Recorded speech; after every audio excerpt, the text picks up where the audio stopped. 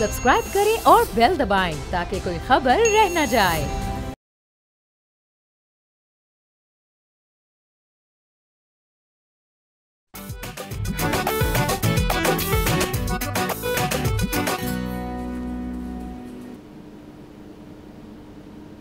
अस्सलाम वालेकुम, बोलो जनाब। मैं बहुत बहुत खुश आमदीद। मैं हूं असद नज़ामी, मेरे साथ हैं अली आफ्ताब। सर क्या हाल है? सर ज़बरदस्त हाल है। हम for the time being PSL की वजह से शाम 7 बजे आ गए हैं, लेकिन PSL उम्मीद है ख़त्म जब होगा तो उसके बाद फिर हम वापस अपने स्लॉट पे चले जाएंगे।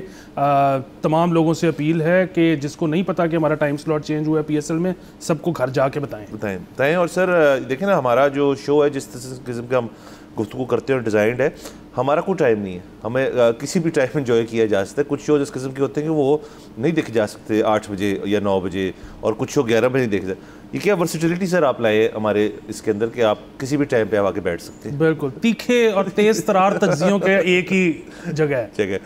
सर शुरू चीज़ से कर लेते हैं। कल के दिन यौम तशक्कर जो है उसकी एक तकरीब थी जिसके अंदर शहबाज शरीफ साहब, हुकूमती सारे एहलकार और फ़ौज पाकिस्तान के एयरफोर्स के सब के जो सीनियर अफसरान थे वो मौजूद थे। और उसके अंदर मियाँ साहब ने फिर हमें आगाह किया कि उन दिनों में क्या हो रहा था, क्या राब्ते थे, किस तरह फ़ौज और हुकूमत ने मिल के ये सारा जो हमारा था ऑपरेशन उसको कैसे अंजाम किया।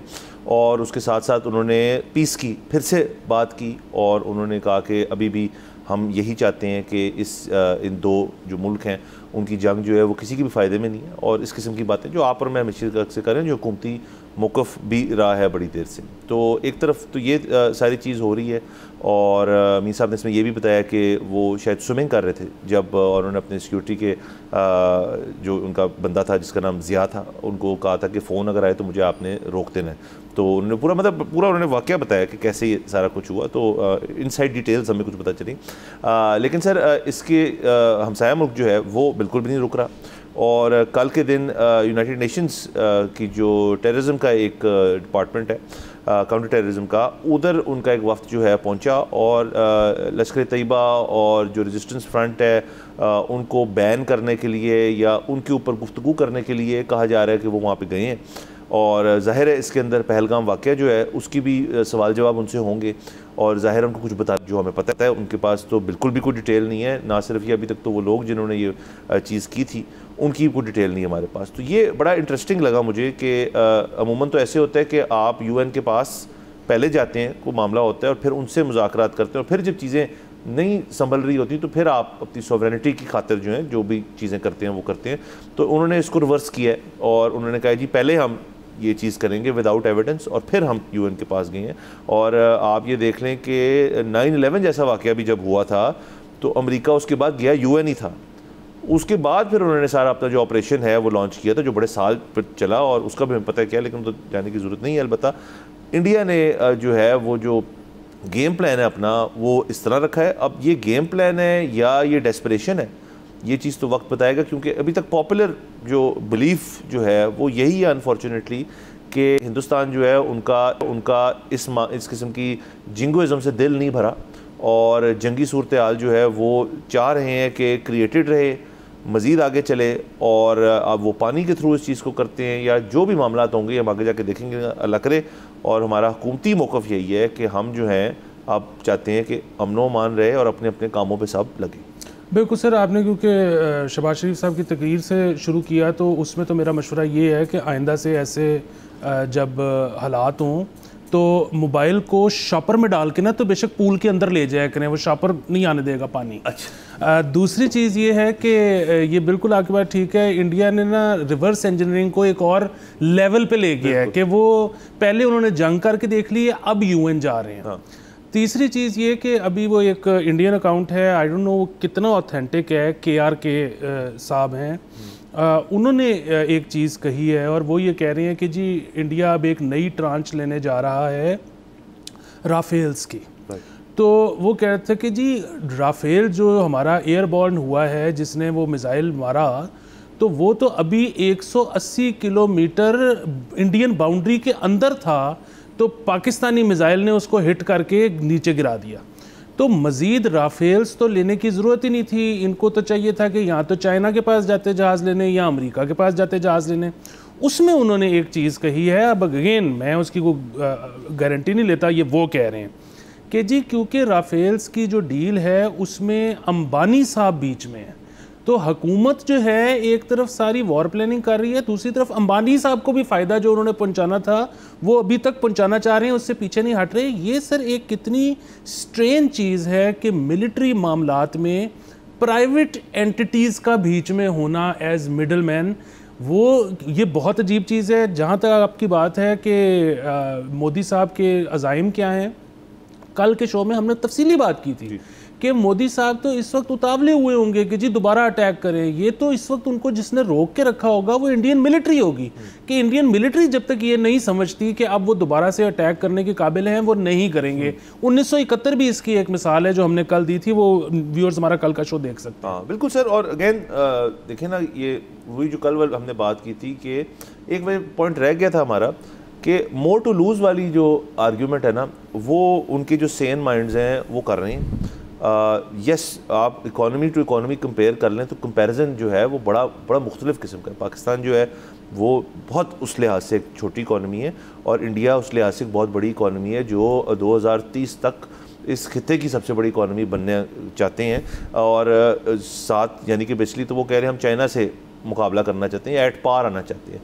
तो मोर टू लूज़ तो डेफिनेटली कि जी अगर आपके यहाँ कुछ ना कुछ होगा, ज़ाहिर है जो जिस तरह भी आपने देख के तो नहीं बैठने वाले, वो अलग बात है। उनके जो फॉरेन मिनिस्टर हैं, जो एक्सटर्नल अफेयर्स के जयशंकर साहब, वो तो यही कहते हैं कि जी हमने तो कहा था कि जी हम तो सिर्फ आपके ना शहरों के अंदर आ रहे हैं तो आपने कुछ नहीं करना। तो क्या बचकाना रिमार्क था सर, वैसे सॉरी मैं फिर से बार बार याद आता तो मुझे गुस्सा चढ़ता है। लेकिन सर जो मोर टू लूज़ वाली आर्ग्यूमेंट है, आई थिंक वही एक तो मिलिट्री ने शायद रोका और दूसरा अंबानी तो एक है ना वहाँ पे शख्स जो जिस गवर्नमेंट के साथ बिल्कुल ये है। वहाँ पे और बिजनेसमैन होंगे जिनके बहुत बड़े बड़े बिजनेस, अदानी है, टाटाज हैं, इतने ज़्यादा लोग हैं। तो वो भी तो कहते होंगे यार कि ये ख़त्म करें। और टाटा का आपने जिक्र ही कर दिया तो देखें अभी तक इंडिया के लिए पाकिस्तानी एयर स्पेस तो बंद है। तो इसका तो जो एक्सपेक्टेड लॉस है वो तो पता नहीं कितना है कि जी जितनी देर तक बंद रहेगी, फ़र्ज़ करें 1 साल बंद रखते हैं तो वो तो एयरलाइन ही सारी बैठ जाएगी, एयर इंडिया जो है जो प्राइवेट हो गई है। तो ये सारी चीज़ें जो हैं ये मद्देनज़र रखने की ज़रूरत है। हाँ अगर आप फिर भी कहते हैं कि आप ट्रिगर हैप्पी हुए हुए हैं और आप कह रहे हैं नहीं यार कुछ करो, तो ठीक है फिर कर लें और आप फिर देख लें आगे से क्या होता है। जो पहले की एक बात थी ना, गेम प्लान चेस बोर्ड इस तरह चेंज हुआ है कि आपको लग रहा था कि दूसरी तरफ ना सिर्फ प्यादे हैं, उन्हीं को हम ना आराम से निकालेंगे कि हमारे पास तो रुक भी है, क्वीन भी है, बिशप भी है। अब तो चेस बोर्ड आपको नज़र आ रहा है कि यार इक्वल है और कुछ रगों में उनका ज़रा बेहतर है, ऊपर है। तो the game plan is changed. तो ये उनको बड़ी सोच समझ के करना पड़ेगा अगर तो करना है। वैसे तो हम अभी भी कहते हैं जी कि कोई अकल के नाखून लें और ज़रा रिलैक्स करें।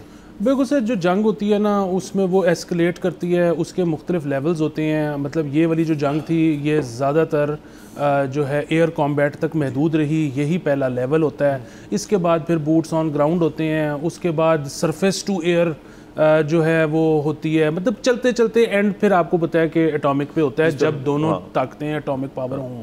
अच्छा अब बात ये है कि पाकिस्तान जो है ना उसके पास विड्थ कम है, रकबा कम है, ठीक है। हमारी स्ट्रिप पतली है, उनकी स्ट्रिप में डेप्थ ज़्यादा है। अच्छा सो अगर वो पाकिस्तान के खुदा न खास्ता 10 एयर स्ट्रिप्स उड़ा देते हैं और पाकिस्तान उनकी 30 एयर स्ट्रिप्स उड़ा देता है तो उसके बाद पाकिस्तान के पास तो शायद उड़ाने के लिए स्ट्रिप ना रहे, उनके पास शायद फिर भी कोई एक आधी स्ट्रिप हो जिससे वो जहाज़ उड़ा सकें।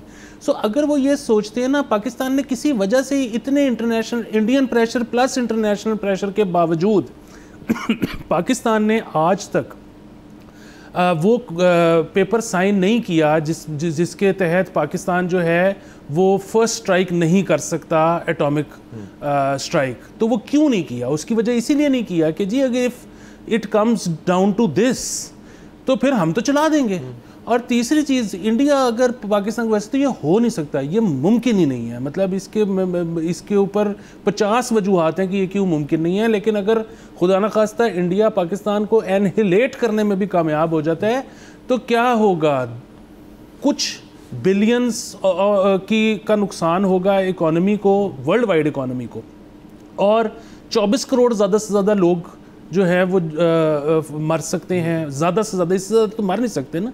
अब आप देखें उधर $700 बिलियन के तो खाली रिजर्व हैं, 1.25 अरब की आबादी है, जो नुकसान उधर होगा ना वो कोई इमेजिन भी नहीं कर सकता। सो इसलिए पूरी दुनिया, और दुनिया को तो अंदाज़ा है, मैं कहता हूँ इंडिया की अपोजिशन को भी अंदाज़ा है, इंडिया के आप साउथ बंगाल रीजन्स ले लें उनको भी अंदाज़ा है। ये सिर्फ एक जो मोदी साहब जहाँ से पावर ड्राइव करते हैं ना, वो जो एक पट्टी है हिंदी बेल्ट, हाँ, उसको कोई जहन में फतूर आया हुआ है, वो उनको जितनी जल्दी कोई उनके इंटरनल लोग समझा दें तो वो पूरी दुनिया के लिए जो है ना आसानी हो जाएगी। हाँ, और सर लास्टली इसके अंदर अपनी जो एक क्रेडिबिलिटी है ग्लोबली, जो हमने देखा कितनी को आपकी डिप्लोमेसी रही है 10 साल में, कितने को लोग आपके साथ आके खड़े हुए हैं, वो मज़ीद ही ख़राब होगा ना।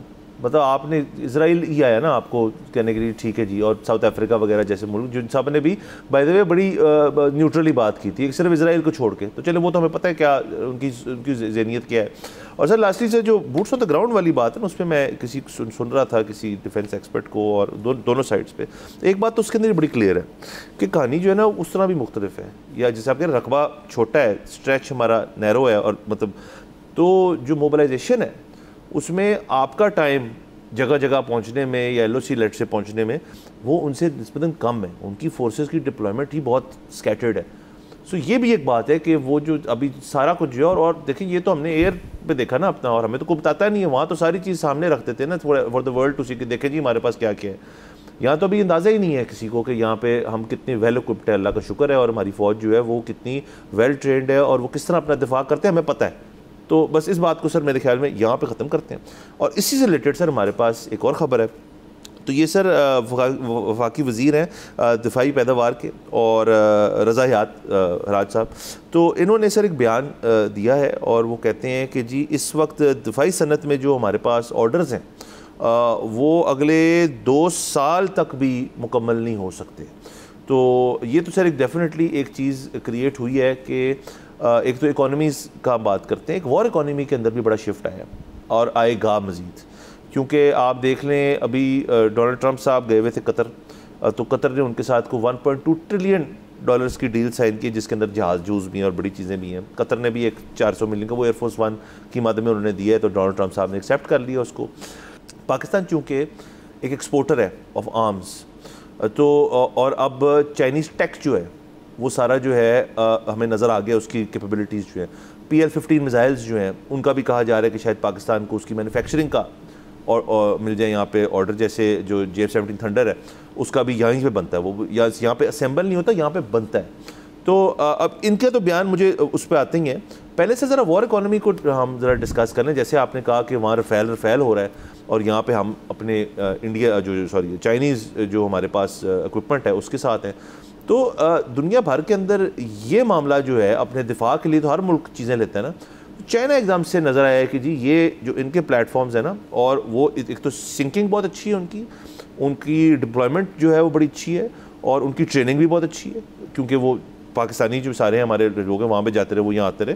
तो ऑल इन ऑल ये वॉर इकोनॉमी बड़ी चेंज होगी। सर ये मैं आपको आज की या कल की खबर बता रहा हूँ कि UAE ने जो राफेल ऑर्डर किए हुए थे वो अपना ऑर्डर कट टू हाफ 50% कम कर दिया, और अब वो अगर कट टू हाफ कर रहा है तो इसका मतलब ये तो नहीं होगा कि उन्होंने जहाज़ लेने का इरादा आधा कर दिया है। वो अब इसका मतलब है कि चाइना की तरफ देख रहे हैं, पाकिस्तान की तरफ देख रहे हैं कि ये वाले जहाज़ उठाने चाहिए राफेल के बजाय। इसके अलावा ये जंग तो अभी 10 तारीख को हुई है।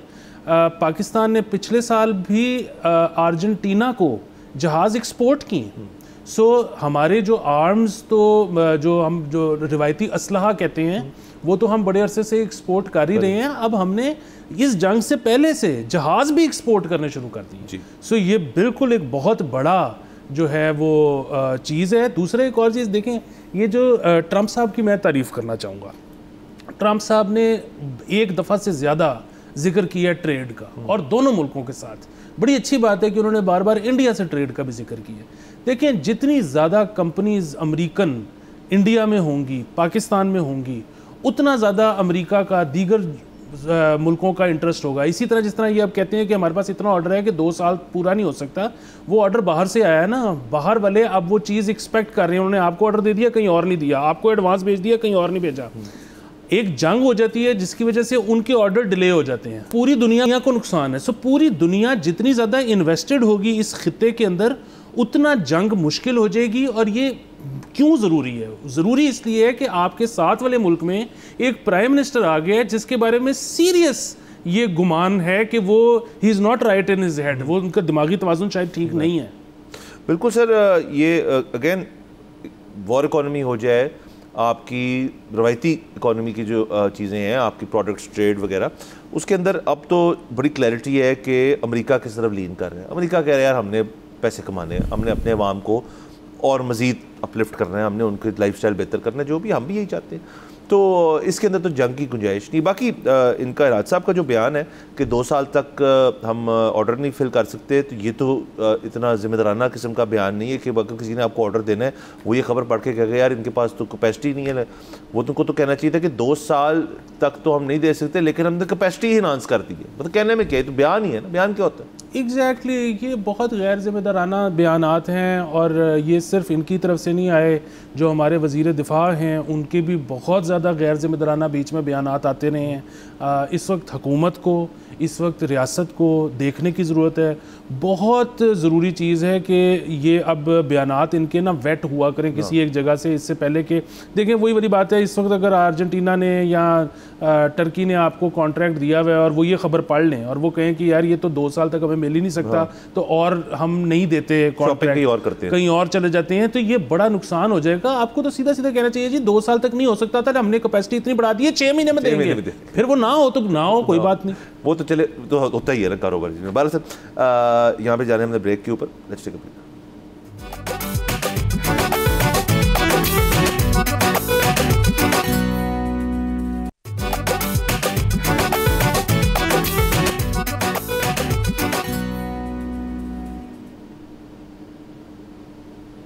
Welcome back from the break. आप देख रहे हैं बोलो जनाब। सर आगे चलते हैं प्लीज़। तो सर आपको पता है दुनिया भर में काफ़ी सारे शोबे हैं, लोग करते हैं कुछ चीज़ें जो हैं वो उनके अंदर आपको कोई लाइफ थ्रेटनिंग किस्म की चीज़ नहीं होती है। अमूमन ज़्यादातर चीज़ें ऐसी होती हैं, मतलब आप अगर आप बैंक में जा रहे हैं नौकरी करने के लिए तो बहुत कम चांसेस आपको कुछ हो जाए, वो तो हो तो किसी को कुछ भी जाए।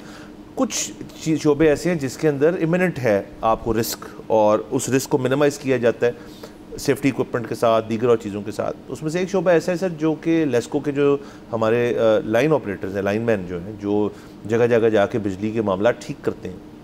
हमने देखा है सर, आपने भी यकीनन मैंने भी, कि एक सीढ़ी होती है, उसके साथ एक शख्स होता है, कभी कभार वो ग्लव्स पहन लेते हैं, कभी कभार उनके पास ग्लव्स होते नहीं हैं, एक प्लास होता है, हेलमेट टूटा फूटा सा। तो इसके ऊपर सर खबर हमें ये मिली है कि बड़ी देर से 3 साल से सेफ्टी इक्विपमेंट की रिक्विजिशन जो है वो हेडक्वार्टर में डाली गई है, लेस्को की हद तक मैं बात कर रहा हूँ, और हेडक्वार्टर जो है वो 3 साल से ये चीज़ कर नहीं पाया।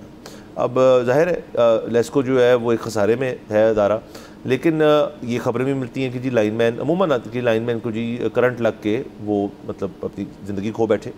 तो ये सारी चीज़ें जो है ये बड़ी ख़तरनाक और खौफनाक है। 11 kV की जो तार होती है उसके अंदर जितना करंट गुजर रहा होता है, अगर आपका नंगा हाथ लग जाए उसको तो आप वो तो मतलब चांस ही नहीं है ना सर्वाइवल का। तो ग्लव्स होते हैं, हेलमेट्स होते हैं, बेल्ट्स होती हैं। बाकी दुनिया में आप देखें जब वो इलेक्ट्रिकल इक्विपमेंट के साथ काम कर रहे हो तो पूरा हैजमेट सूट एक होता है जो पकड़ लेता है उसको, ताकि आपकी जान को कोई नुकसान या जान का नुकसान ना हो। यहाँ पर मतलब 3 साल हो गए सर, और कंप्लेंट इस किस्म की कि 20,000 रुपये मिलता है, वो 20,000 रुपये जब मिल जाता है तो वो उसको रोक लेते हैं। तो अब ऑडिट के चक्कर में जाएंगे तो वो तो फिर हम भी बड़ी चीज़ें बड़े ऑडिट करवा सकते हैं लेस्को के, कि क्या होता है वहाँ पे और क्या नहीं होता। तो ये मेरे ख्याल में जल्द से जल्द फराहम करना चाहिए इस चीज़ को। बिल्कुल सर, इसमें आप एक और चीज़ ऐड कर लें कि अभी वो इन्होंने रिक्विजिशन एक और भी डाली है कि काफ़ी करोड़ों रुपए की, कि जिसमें 35 जो है वो क्रेन्स इन्होंने लेनी है रिपेयर के लिए। वो गाड़ियाँ होती हैं क्रेन नुमा जिससे ऊपर जाते हैं, क्योंकि वो मानसून सीज़न में ख़ास तौर पे उनकी बहुत ज़रूरत होती है। अच्छा, अब ये जो ख़बर है इस पर आप और मैं कोई भी एतराज़ नहीं कर सकते, क्योंकि ज़रूर इनके पास होनी चाहिए। लेकिन हमने ही बड़ा एतराज़ किया था जब आज से कुछ अर्सा पहले इन्होंने लग्जरी गाड़ियाँ मांग ली थी। भाई लग्जरी गाड़ियाँ आपने क्या करनी है, आप ये चीज़ें ज़रूर होनी चाहिए। ये आप देखें कि 2 से 3 दिन हुए हैं गर्मियों का ज़ोर बढ़े हुए लाहौर में, और लोड शेडिंग इंतहा को पहुंच गई है। रात को बिजली बार बार फ्लक्चुएट होती है, लोगों की अप्लाइंसेस जल रही हैं। ये मुल्क जो है ना, मुझे ऐसे लगता है ख़ास तौर पे जो लेस्को है, थोड़ी सी बारिश हो जाए, काम करना बंद कर देते हैं, थोड़ी सी गर्मी ज़्यादा हो जाए काम करना बंद कर देता है, थोड़ी सी सर्दी ज़्यादा हो जाए काम करना बंद। ये ना कोई 20 से 26 डिग्री के दरमियान काम करने के लिए बना है। वाह। मुझे तो एक और शक होना शुरू हो गया, जैसे वो बयान आया था ना कि पूरी वॉर की जो डिज़ाइनिंग है वो मियां मोहम्मद नवाज शरीफ ने की है। मुझे लगता है लेस्को की डिज़ाइनिंग में मियां मोहम्मद नवाज शरीफ ने की है कि वो जो है ना मतलब एक मखसूस बहुत ही आइडियल टेम्परेचर से ऊपर नीचे नहीं चलता। हाँ सर, और मियाँ साहब का अगर टेम्परेचर आइडियल ना हो, उनके पास तो बड़ी ज़बरदस्त चॉइस है कि वो लंदन तो जा ही सकते हैं, वो मरी भी जा सकते हैं। लेस्को वालों को तो मेरे ख्याल में इस किस्म की कोई रिलैक्सेशन हमने नहीं दी हुई कि जी अगर मौसम ज़रा चेंज हो रहा है तो आप सैर सपाटे पे चले जाए, उन्होंने तो काम करना है।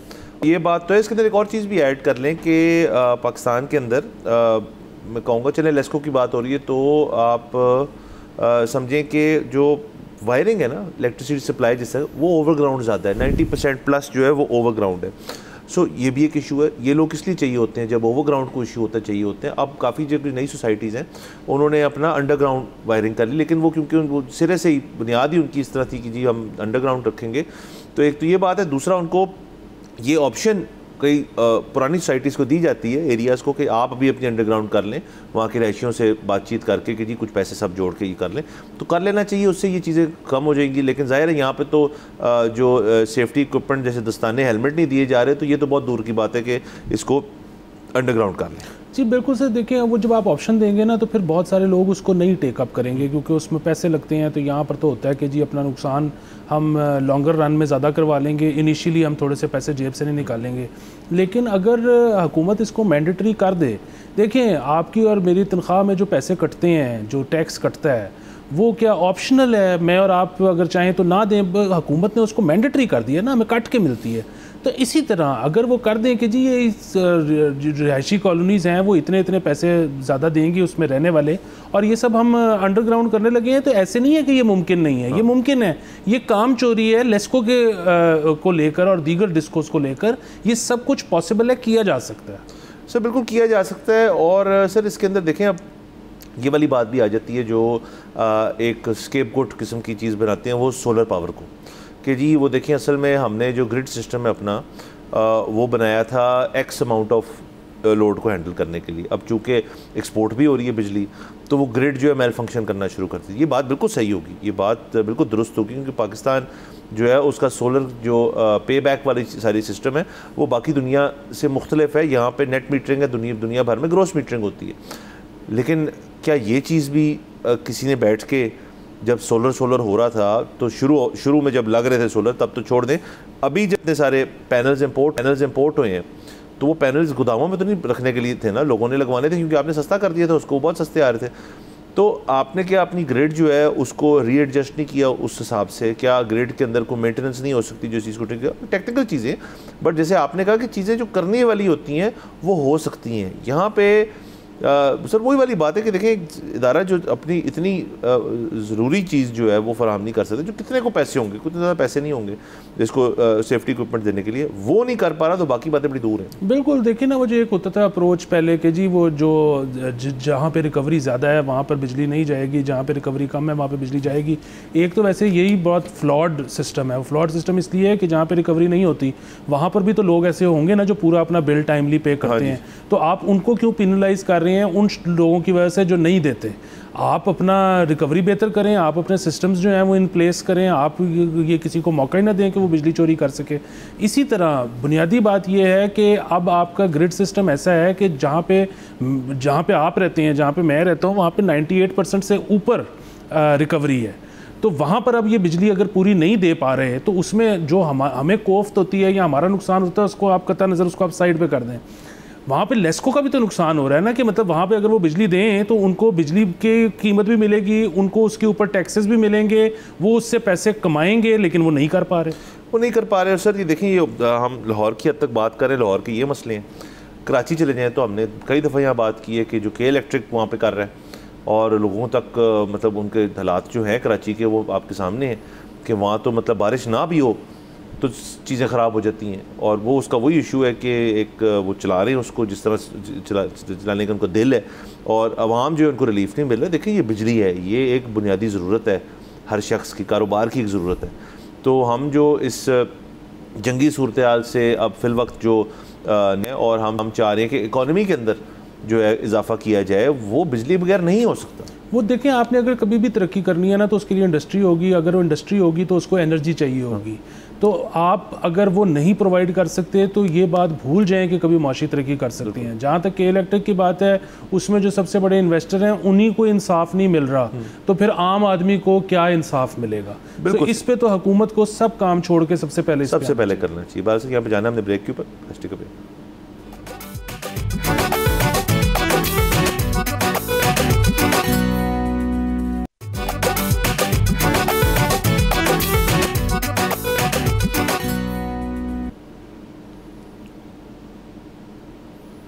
Welcome back for the break. आप देख रहे हैं बोलो जनाब। सर आगे चलते हैं प्लीज़। थोड़ा पीएसएल की बात कर लेते हैं सर। पीएसएल की बात क्या सर, वो बात जो है वो एक सोशल मीडिया पोस्ट की है जो लाहौर कलंदर्स ने अपने ऑफिशियल पेज से उसको शाया किया, नशर किया। तो उसके अंदर बेसिकली बता रहे हैं कि सैम बिलिंग्स जो है लाहौर कलंदर के, उन्होंने इस वक्त जो 2025 का पीएसएल है उसकी फास्टेस्ट 50 की है मेरे ख्याल में 17-18 गेंदों में। और ये पोस्ट बिल्कुल ठीक था, इसको सेलिब्रेट करनी चाहिए, सेलिब्रेट करने वाली बात है। लेकिन किसी ने उसके साथ ही बाबर आजम की तस्वीर लगा दी जिसमें लिखा हुआ था कि स्लोएस्ट 50 जो है मेरे ख्याल में 40 गेंदों के अंदर बाबर आजम की थी।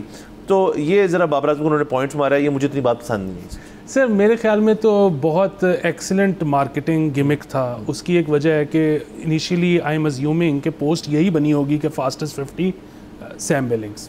फिर वहाँ पर एक कोई सोशल मीडिया एक्सपर्ट होगा, कोई SEO का बंदा होगा, उसने कहा होगा कि यार देखें पाकिस्तान में क्रिकेट का सबसे बड़ा ब्रांड कौन है? बाबर आजम। सो अगर आप बना रहे हैं और उसमें बाबर आजम की तस्वीर नहीं है तो आपको इतने आई बॉल्स नहीं मिलेंगे। सो इसमें बाबर आजम को एडजस्ट करें। सो फिर जो एक कंपैरिजन उन्होंने ड्रॉ किया उसमें उन्होंने कहा कि जी फास्टेस्ट 50 ये है और स्लोएस्ट 50 वो है। सो अब उसकी वजह से इनको आई बॉल्स बहुत ज़्यादा मिले होंगे। जैसे आपने जिक्र किया कि आपको वो बात इतनी पसंद नहीं आई, उसकी वजह ये है कि पोस्ट जो है वो लाहौर कलंदर्स की थी और साथ में वो पैरेलल ड्रॉ कर रहे हैं जो जिसका जिक्र कर रहे हैं वो पेशावर ज़ल्मी का है। लेकिन देखें वो सोशल मीडिया तो ऐसे ही है ना कि व्यूज़ की गेम है, वायरल होने की गेम है। सो अगेन इसको आप ये तो कह सकते हैं कि जी चले थोड़ा सा बिलो द बेल्ट थी, लेकिन कोई उन्होंने गैर कानूनी हरकत तो नहीं की।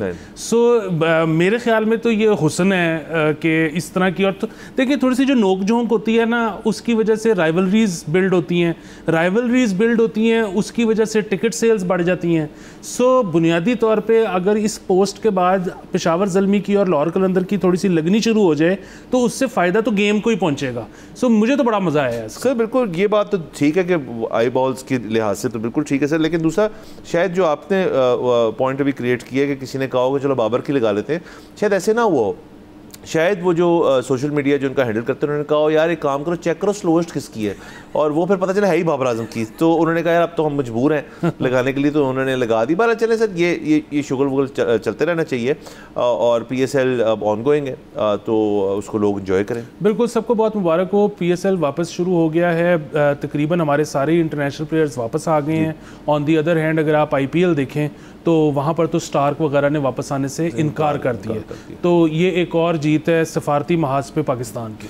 बिल्कुल बिल्कुल सर। और देखें ना यहाँ पे तनकीद कितनी की जाती थी हमारे ऊपर कि देखें जी आप क्रिकेट खिला रहे हैं तो कैसे खिला रहे हैं, अब अपने शहर बंद करके खिलाते हैं लोगों को क्रिकेट। ये बात एक हद तक दुरुस्त भी होगी कि हम सिक्योरिटी मेजर्स बहुत एक्सट्रीम लेते हैं, लेकिन उसकी वजह ये कि क्योंकि हम यहाँ पे जो चीज़ें हुई हैं क्रिकेट को ख़त्म करने के लिए जो दहशतगर्दी थी, बिल्कुल हम बहुत सीरियस लेते हैं उस चीज़ को और हम बिल्कुल नहीं चाहते क्रिकेट यहाँ से किसी भी लिहाज से बंद हो।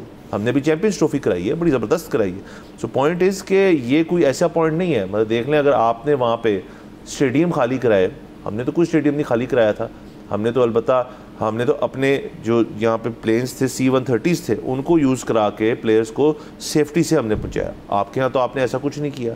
सो पॉइंट इज़ कि यहाँ हमारे पास जो कोई मेहमान आ जाए बाहर से हम उसका बड़ा ख्याल रखते हैं, हम बहुत ख्याल रखते हैं, ये हमारी रेपुटेशन है।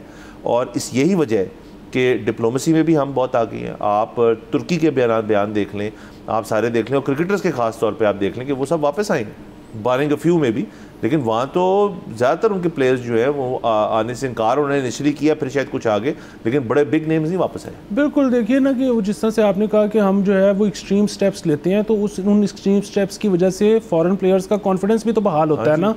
इंडिया ने मैच करवा दिया, आधे रास्ते में पता लगा कि ये तो हालात ख़राब हैं, और वो हालात ख़राब हुए किसकी वजह से थे? वो अटैक 7 तारीख वाला हमने किया था, उन्होंने किया, अपने फॉरेन प्लेयर्स को बताया नहीं। उसके बाद जब रिटेलिएशन शुरू हुई तो उन्होंने मिड मैच रुकवा के और उसके बाद उनको वापस भेजना शुरू किया। तो इस तरह से कौन आएगा? जो होता है ना कि पहले बता देना, वो हमेशा अच्छा होता है। तो हम हमेशा, मतलब ये खुदा ना खास्ता पाकिस्तान में ऐसी कुछ सिचुएशन होती है, हम प्लेयर्स को पहले बताते, हम वो मैच ही ना शुरू होने देते, हम उनको पहले वापस भिजवा देते। इंडिया जो है ना वो आया बहुत ऊपर से, उनका जो कॉन्फिडेंस था ना, वो उनको जितना बैड बॉय बनने का शौक है ना, आई एम सॉरी टू से कि अभी उनके जो मारूजी हालात हैं वो ऐसे हैं नहीं कि वो बैड बॉय दुनिया में बन सके। हाँ, और सर उसके ऊपर देखें उनकी एक जो आईसीसी की जो हेड है वो जे शाह साहब, वो अमित शाह के साहबजादे हैं। अमित शाह जो है बीजेपी के नंबर 2 हैं इस वक्त। तो अभी मैं पढ़ रहा था कहीं बयान एक और भी कि किसी ने प्लेयर ने अपने बल्ले के ऊपर डव की एक शायद लगाई थी, स्टिकर लगाया था, ऐसी को बात मैंने कहीं पढ़ी थी। तो उसके ऊपर शायद कोई एक्शन लेने को जा रहे हैं, वो ये कंफर्म मैं कर लूँगा, मैंने कहीं पढ़ी थी चीज़। तो वो जो है ना हर लिहाज से एक इनसिक्योरिटी नज़र आ रही। क्रिकेट जो है वो लोगों को जोड़ने वाली चीज़ है। इस मुल्क के अंदर मुझे बताएं क्या सफारती चीज़ें की होंगी, क्या आपने डिप्लोमेसी की होगी दोनों मुल्कों की दोस्ती कराने के लिए, जो क्रिकेट ने कराई है हमेशा से। यहाँ पर सीरीज़ होती थी, बड़ा प्यार मोहब्बत का एक्सचेंज होता था, प्लेयर्स का, फैमिलीज़ का, आवाम का। वो सारी चीज़ तो अब गई, बड़ी देर के लिए गई। वो तो उन्होंने देखे अपना जो मौक़िफ़ है उनका, वो तो आईसीसी चैम्पियंस ट्रॉफ़ी के अंदर ही शो करा दिया था कि जी हम नहीं आएंगे। उस वजह से सारा कुछ हमें चेंज करना पड़ा। हमने कहा जी हम भी नहीं आएंगे। अब तो ये बात मज़ीद क्लियर हो गई है कि अब तो बड़ी देर तक ही होगा। अब तो शायद जिस किस्म की उनकी गवर्नमेंट है और जिस किस्म के आईसीसी के हेड और बीसीसीआई के हेड है, वो कहे जी पाकिस्तान के साथ हमने मैच ही नहीं खेलना। ये भी वो कर सकते हैं, ठीक है जी ना खेलें, और बाकी सारी दुनिया हमारे साथ खेलना चाहती है, बाकी सारी दुनिया हमारे साथ खेलती है। तो ये अपने आप को ना एक बंद कमरे में डाल के ना और वहाँ बैठ के ना हवा से बातें जो की जाती हैं कि जी हम ऐसे कर दिया, हमने तो वैसे कर दिया, तो वो कर दिया, तो वो कर दिया, उससे सिर्फ होता है नुकसान और कुछ नहीं होता। बिल्कुल सर, ये जब चैंपियंस ट्रॉफी की बात चल रही थी तो इंडियन जितने करंट प्लेयर्स के इंटरव्यू वहाँ पर किए तो उनका तो एक जवाब था, वो जो कि मेरे ख्याल में ठीक जवाब था कि जी हमें कहीं पर जाके खेलने से कोई मसला नहीं है, लेकिन ये फ़ैसला हमारी सरकार करेगी, हम ये फ़ैसला कर नहीं सकते। ठीक है, ये बिल्कुल ठीक लाइन है। लेकिन जो उनके उस वक्त के रिटायर्ड प्लेयर्स थे, जिसमें धोनी साहब इंक्लूडेड, उनके बड़े अच्छे बयान थे कि वी रियली विश कि this team goes to Pakistan because we have been there, और ये जो उधर हॉस्पिटैलिटी और खाने एंजॉय करेंगे ये इन्होंने ज़िंदगी में कभी नहीं किए होंगे। वो और बात है कि अभी ये जो 7 तारीख को ऑपरेशन उन्होंने सिंदूर किया, उस पर मुझे एक प्लेयर से बड़ा ही दुख हुआ, उनके जो सौरव गंगुली हैं, उनका जब इंटरव्यू किया गया तो उन्होंने कहा हाँ बिल्कुल तोड़ना चाहिए, पाकिस्तान को तोड़ना चाहिए। इस तरह के उन्होंने अल्फाज इस्तेमाल किए। ये क्रिकेटर्स को ना जेब नहीं देती इस तरह की बात किसी भी साइड से। क्रिकेटर्स को, आर्टिस्ट को हमेशा पीस की बात करनी चाहिए। तो मेरा बड़ा दिल दुख है कि उन्होंने इस तरह की बात की। सर बिल्कुल, आप देख लें वहाँ पे उनसे ना संभाला नहीं जा रहा मामला। अब जैसे एक्टर आमिर खान, उनकी एक कोई कंट्रोवर्सी थी, कोई नई फिल्म वो रिलीज़ कर रहे हैं सितारे ज़मीन पर, जिसका एक अमेरिकी फ़िल्म जो है उससे बहुत मिलता जुलता है सारा कुछ। तो ये तो वो करते ही हैं, मतलब वो फिल्म के राइट्स लेके उसको रिक्रिएट कर देते हैं इंडियन लैंग्वेज में। बेसिकली वो अंग्रेज़ी फिल्म भी स्पेनिश फिल्म, हाँ ये चलता रहता है। अच्छा, तनकीद इस पर नहीं हुई। इनकी एक फ़िल्म थी लाल सिंह चड्ढा, मेरे ख्याल में उसका नाम था, जो कि तुर्की में बहुत ज़्यादा शूट हुई थी। तो इस वजह से जो मोदी गवर्नमेंट है उन्होंने आमिर खान पे तनकीद करना शुरू किया। तनकीद तो वो इसलिए कर रहे थे क्योंकि आमिर खान जो है वो एक मुसलमान है, तो उनको वो चीज़ भी नहीं पसंद। उन्होंने कहा लो जी टर्की हमारे ख़िलाफ़ हो गया, अब जिसने माजी में टर्की को सपोर्ट किया है उनको आप उड़ा के रखते हैं। तो आर्टिस्ट के पीछे पड़ गए। आमिर खान ने खैर अपना जो इंस्टाग्राम पेज था उसका जो प्रोफाइल पिक्चर थी उसके ऊपर इंडियन फ्लैग लगा दी कि मैं तो एक इंडियन हूँ। ये तो नहीं हो सकता ना कि आप कितने लोगों को फिर थ्रेटन करके कहेंगे यार बयान दो खिलाफ इसके। दूसरी चीज़ ये कि रेट्रोस्पेक्टिवली तो नहीं हो सकता, मतलब जिस वक्त उसने फिल्म बनाई थी उस वक्त तो पाकिस्तान, उस वक्त तो ऑपरेशन सिंदूर नहीं शुरू हुआ था। अच्छा, दूसरा जो इस वक्त भी वो कर रहे हैं, वहाँ पे एक बहुत बड़ी कैंपेन चल रही है, लोगों को डिस्करेज किया जा रहा है कि आपने आज़रबाईजान नहीं जाना, आपने टर्की नहीं जाना, आप अपनी वेकेशंस कहीं और प्लान करें, आप उनकी एयरलाइन भी इस्तेमाल ना करें। अच्छा, बुनियादी बात ये है कि भाईजान चले ठीक है, नंबर ऑफ़ पीपल तो ज़्यादा होंगे इंडियन, क्योंकि पाकिस्तान की आबादी कम है और उनकी आबादी ज़्यादा है, लेकिन आप परसेंटेज निकालें निकालें कि वेकेशन तो छोड़ ही दें, फॉरेन ट्रैवल तो छोड़ ही दें, इंडिया में कितने % लोग हैं जो हवाई जहाज़ का सफ़र अफोर्ड करते हैं? 0.5%। सो बुनियादी बात यह है कि दोनों मुल्कों को ज़रूरत ये है कि अपने अवाम का जो लाइफस्टाइल है उसको इम्प्रूव करें। वो जंगे करी जा रहे हैं, मतलब, और अगेन इसमें पाकिस्तान को मुर्द इल्ज़ाम नहीं ठहराया जा सकता। पाकिस्तान जो कुछ कर सकता था इसको अवॉइड करने के लिए उसने की है। हाँ सर, टर्की के साथ देखिए उन्होंने उनका एक कोई एयरपोर्ट का कॉन्ट्रैक्ट था मेंटेनेंस सर्विसेज का, वो कैंसिल किया, उन्होंने केस कर दी, सू कर दी, उनको बोझ चलेगा किसी और कोर्ट के अंदर। दूसरा, टर्की ने भी कैलकुलेटर मारा हो गया कितने को आ जाते होंगे इंडियन टूरिज्म के लिए। सर टर्की में सर 5 करोड़ 20 लाख मेरे ख्याल में सालाना जो है बंदा जाता है टूरिज्म के लिए, उसका मेरे ख्याल में 0.6% जो है वो इंडियन होंगे।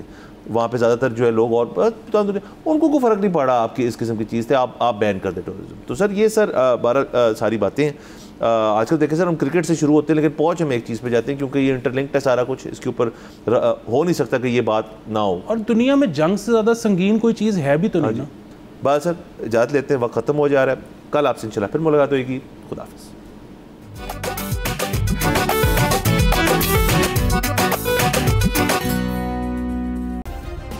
सब्सक्राइब करें और बेल दबाएं ताकि कोई खबर रह न जाए।